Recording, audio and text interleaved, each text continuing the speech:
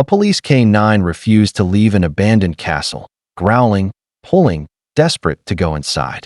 Officers thought he was overreacting, until they discovered a hidden chamber beneath the ruins. What they found inside left even hardened investigators frozen in shock. 37 kidnapped girls waiting for a miracle. The night was unusually quiet, the kind of silence that felt heavy, almost watchful. A cold wind swept across the desolate countryside, rustling the dead branches that surround it.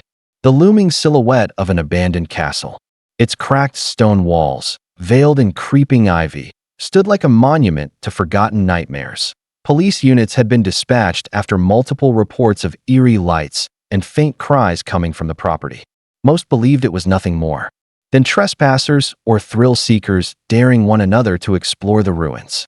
Yet something about this place felt wrong, like it was hiding secrets far darker than ghost stories. Among the responding officers was a K-9 unit, a disciplined German shepherd named Rex, known for his unmatched instincts. But tonight, those instincts would lead his team to a discovery none of them were prepared to face. One that would change everything.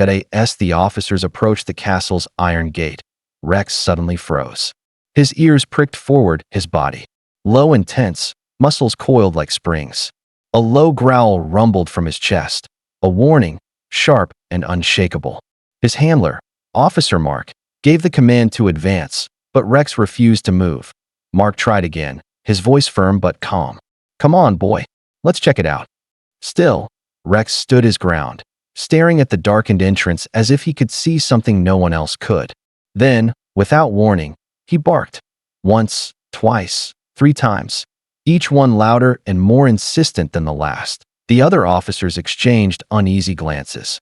Rex was trained to detect explosives, narcotics, even human scent, but this behavior was different. He wasn't just alerting, he was warning. Something, or someone, was inside. Mark's stomach tightened. He had worked with Rex long enough to know one thing. When the dog refused to move forward, danger wasn't just possible. It was certain. The gate groaned loudly as it swung open, its rusted hinges echoing into the night like a warning bell. The officers moved cautiously, flashlights cutting narrow beams through the darkness. The castle loomed above them, its windows shattered, black like empty eyes staring down from the past. Rex surged forward suddenly, no longer frozen, but pulling toward the entrance with sharp, determined tugs. His growls had softened into short, urgent whines, as though he were telling them to hurry. Mark tightened his grip on the leash, feeling the dog's muscles vibrating with energy, every instinct urging him onward. Inside, the air was damp and stale, filled with the scent of rot and mildew. Footsteps echoed off the cracked stone floor as the team fanned out, sweeping their lights across faded portraits, broken furniture, and walls crawling with ivy. Then, Rex stopped again, this time in front of a massive, dust-covered staircase. His nose pressed against the floor, then lifted toward the far end of the hallway. Mark followed his gaze. There was something there. The dog's entire body trembled with anticipation. Whatever he smelled, it wasn't small. It wasn't faint. And it wasn't far. Rex's sudden lunge startled the officers, his claws scraping against the cracked stone as he pulled toward a far corner of the hallway.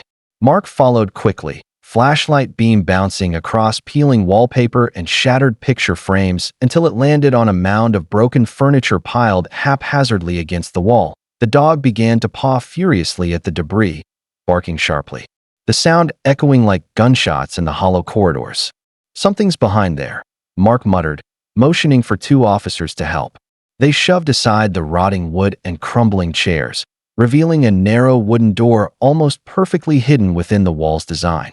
The door was old, its surface scarred by deep scratches, as if someone had once tried to claw their way out. Mark's throat tightened. Rex whined low, nose pressed to the gap at the door's edge, breathing fast. The smell of fear and confinement was unmistakable. To him, one officer gripped the handle and hesitated, glancing at Mark. "You ready for this?" Mark nodded. "Open it, slowly." The door creaked open, revealing a steep staircase descending into darkness. The staircase groaned under their weight, each step sinking into shadows darker than night. The beam of Mark's flashlight trembled slightly, not from his hand, but from the chill that had settled deep in his bones. Rex led the way, his nose twitching, his breath sharp and fast. The air grew heavier, laced with dampness, and something else. Feared at the bottom. The corridor opened into a wide chamber. The smell hit first, stale sweat, unwashed bodies, and despair. Then came the sight. Huddled in the corners, eyes wide and hollow, were dozens of young girls, 37 in all, dressed in tattered clothing, their faces pale with malnutrition and terror. Some flinched at the light. Others stared as if unsure whether the people standing before them were real. Point one. Officer froze, his voice breaking. Oh my God, Mark's stomach knotted. He had seen crime scenes, had witnessed tragedy before, but this was different. These were lives stolen, innocence shattered. Rex whimpered softly, tail low, as he stepped toward the nearest girl. She didn't recoil, only blinked through tears and reached out with trembling fingers to touch his fur, as though grounding herself in something good, something alive. Call it in, Mark ordered, his voice firm despite the crack in his throat. Medical teams, child services, everyone. We've got survivors. The radio crackled as officers called for immediate medical evacuation.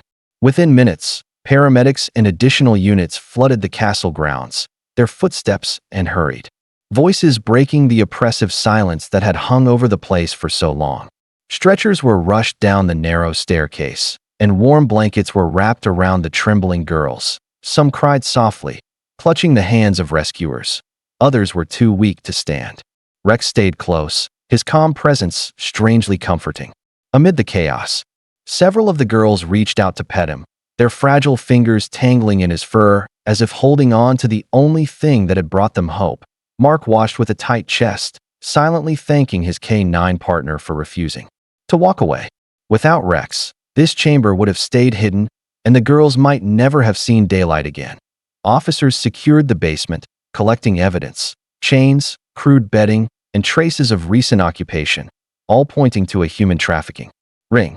The thought made Mark's stomach twist, but there was no time for anger, only action. As the last of the girls were carried out, Rex stood at the chamber's entrance, watching them leave one by one.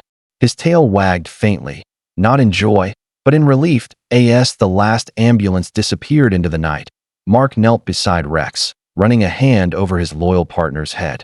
You saved them, he whispered. The castle stood silent behind them, but hope had walked out its doors. Sometimes, heroes have pause. Like, share, and subscribe for more stories.